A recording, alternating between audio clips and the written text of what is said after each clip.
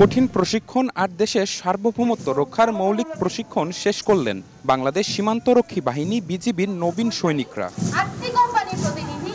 চট্টগ্রামের সাতকানিয়ায় বাইতুল ইজ্জতে নবীন সৈনিকদের সমাপনী কুচকাওয়াজ পরিদর্শন করেন বাহিনীটির মহাপরিচালক। সীমান্ত রক্ষায় সৈনিকদের দেন প্রয়োজনীয় দিক নির্দেশনা।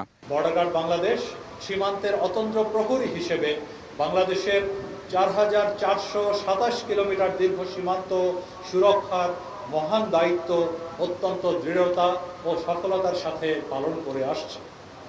এ বাহিনীর সদস্যরা সীমান্তে চোরাচালান, নারী ও শিশু পাচার রোধ সহ যে কোনো ধরনের সীমান্ত অপরাধ দমনে দক্ষতার স্বাক্ষর রেখে চলেছে। পরিদর্শন শেষে সীমান্তের সাম্প্রতিক পরিস্থিতি নিয়ে সাংবাদিকদের সঙ্গে কথা বলেন মহাপরিচালক। উঠে আসে দেশের সীমান্তে মিয়ানমারের অভ্যন্তরীণ উত্তেজনার প্রসঙ্গ।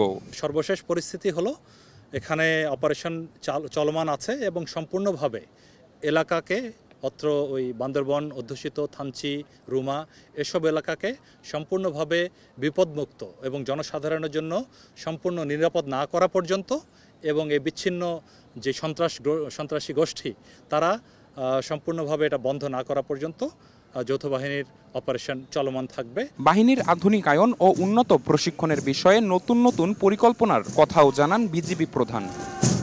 তরুণ রিক্রুটসদের স্বপ্ন পূরণ হলো আজকের এই সমাপনী কুচকাওয়াজের মাধ্যমে।